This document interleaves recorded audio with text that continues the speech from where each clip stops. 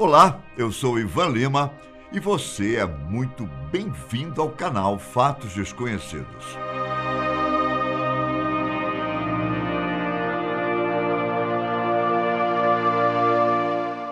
Talvez uma das questões mais polêmicas sobre a religião seja o dízimo. Enquanto alguns acreditam que o dízimo é uma forma dos líderes religiosos ganharem dinheiro, abusando da boa-fé dos fiéis, outros acham que se trata de uma lei divina e que, caso os famosos 10% não sejam doados todo mês, essa pessoa será condenada por Deus. Mas qual a verdade sobre o dízimo? As Escrituras Sagradas realmente dizem que o dízimo é algo obrigatório para os fiéis? Vem comigo, que eu vou te contar tudo que descobrimos sobre o polêmico tributo cobrado por algumas igrejas.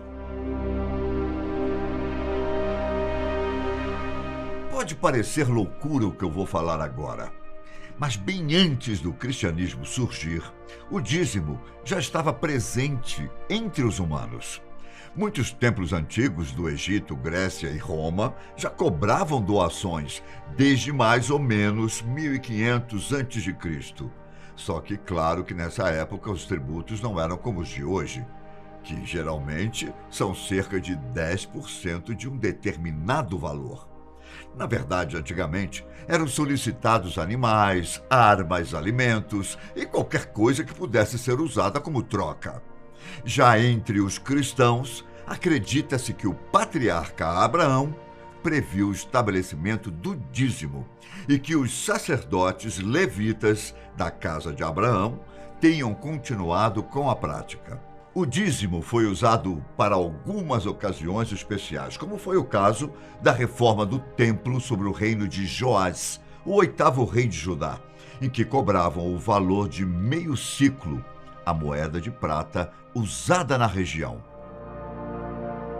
Embora haja algumas controvérsias sobre o dízimo, principalmente sobre a quantidade de vezes que é mencionado na Bíblia, e se o tributo seria obrigatório para os cristãos, hoje em dia é comum que muitas igrejas peçam como forma de sustento de seu aparato e do seu corpo clerical.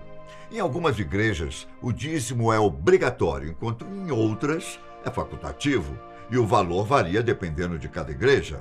Por cerca de 300 anos, os cristãos não tinham tal costume. E até mais ou menos o século VIII, a obrigação do dízimo não era tão importante assim. Um dos primeiros escritores cristãos a citarem o dízimo foi São Cipriano. Ao longo dos anos, a oferta foi ficando cada vez mais consolidada como uma ajuda para os mais necessitados e um apoio financeiro para os obreiros cristãos, principalmente na fundação de novos templos sagrados. Ou seja, quando o dízimo surgiu, seu objetivo realmente era fundar novas igrejas para espalhar a palavra de Jesus Cristo e ajudar os mais pobres, que realmente precisavam de um apoio financeiro. Em outras palavras, além de ajudar a divulgar os ensinamentos de Jesus, o dízimo era uma forma de ajudar o próximo, assim como o próprio Jesus nos ensinou. Sabe-se que no ano de 567, durante o Concílio de Tours, na França, a Igreja Católica interpretou de forma errônea os ensinamentos da Bíblia e afirmou que quem não devolvesse o dízimo não poderia reinar com Cristo. Basicamente, quem não dava a oferta não seria salvo. Em 585, no Concílio de Macon, também na região da França, ficou estabelecido que quem se negasse a pagar o dízimo seria excomungado, ou seja, ficaria de fora da comunhão da igreja. Foi aí que surgiu a regra sobre a quantia de 10% de posses dos fiéis. Mas foi só no século VIII e IX, durante o governo do imperador Carlos Magno, que a prática de cobrar o dízimo foi popularizada. E que se determinou que as pessoas que não dessem parte dos seus bens para a igreja deveriam pagar uma multa. Conforme Carlos Magno alargava o seu império, as cobranças do dízimo eram feitas nas regiões conquistadas. No século XII, quando aconteceram os concílios de Latrão, foram estabelecidas novas normas e regras para os dízimos. As doações feitas pelos fiéis deveriam ter um padrão, sendo dadas aos bispos, assim como muitas igrejas hoje em dia fornecem uma boa parte para pagar o salário dos pastores ou padres. O fato é que o verdadeiro sentido do dízimo foi deturpado ao longo dos anos. Por quê? Bom, a explicação é simples. A contribuição financeira é necessária para que o reino de Deus alcance mais pessoas através de nossos recursos. A Torá, que corresponde à primeira parte do Antigo Testamento, diz que Deus elaborou um plano perfeito para manter a tribo de Levi servindo as demais tribos no culto e nas dezenas de serviços que prestavam à comunidade de Israel. Pelo fato dos levitas não terem heranças territoriais como as outras tribos, eles precisavam de uma pequena ajuda, que no caso seriam os dízimos e ofertas dos demais fiéis. Sendo assim, nos é ensinado que devemos contribuir para que a evangelização aconteça, dando suporte aos homens que cumprem este papel. Quando os apóstolos de Jesus trabalhavam sua palavra, os discípulos faziam isso de forma voluntária, conforme cada necessidade.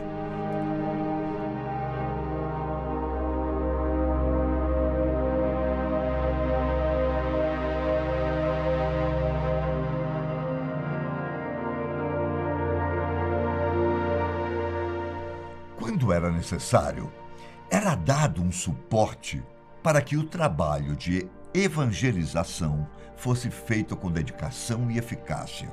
Então podemos dizer que a verdadeira razão do dízimo foi deturpada ao longo da história, pois o dízimo nunca foi uma obrigação. Os discípulos contribuíam por pura espontaneidade à medida que os obreiros iam fazendo crescer o reino de Deus. Além disso, o dízimo da lei de Moisés nos ensina muito sobre a avareza. Para quem não sabe, uma pessoa avarenta é aquela que é obcecada por adquirir e acumular dinheiro. E quem ama o dinheiro geralmente é egoísta e se preocupa apenas com si mesmo e em acumular riquezas, esquecendo-se dos ensinamentos de Jesus e, consequentemente, de ajudar aqueles que espalham a palavra de Cristo.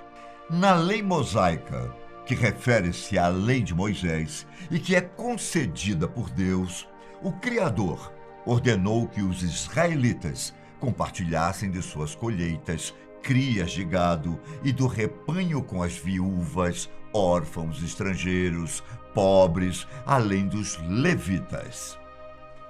Aparentemente, essa era uma maneira de Deus nos ensinar a sermos caridosos e a ajudar uns aos outros, pois assim não haveriam pessoas necessitadas em Israel. Então, quando falamos de dízimo, não devemos fazer uma relação com construir impérios ou enriquecer líderes religiosos, mas sim relacioná-lo com a caridade para com os pobres e ao amor ao próximo, compartilhando de nossos bens com quem está passando por necessidades. O grande problema são as pessoas que tentam distorcer os ensinamentos bíblicos. No Antigo Testamento, foi ensinado que dízimo significa compartilhar com o próximo, tanto que havia um dízimo especial de 3 em 3 anos. Nesse caso, era feita uma refeição coletiva, com todos comendo à vontade, inclusive os levitas, os estrangeiros, os órfãos, as viúvas e os próprios produtores. Já no Novo Testamento, houve, digamos assim, uma má interpretação de muitos líderes religiosos e da própria igreja.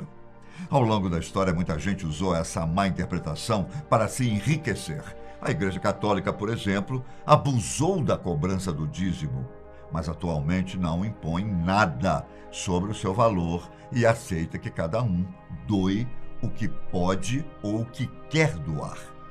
Assim como foi dito em Mateus, capítulo 21, versículo 13, e disse-lhes: está escrito, minha casa será chamada casa de oração, mas vós a tornastes em covil de ladrões.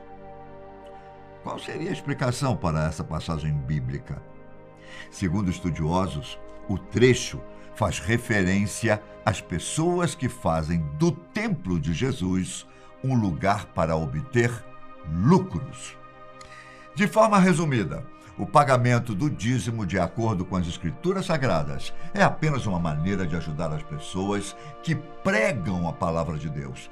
Ninguém é e nem deve ser obrigado a pagar o dízimo, pois essa obrigatoriedade não tem relação alguma com o dízimo bíblico. Entretanto, todo filho de Deus deve contribuir para a obra do Senhor e ajudar seus semelhantes, que passam por necessidades.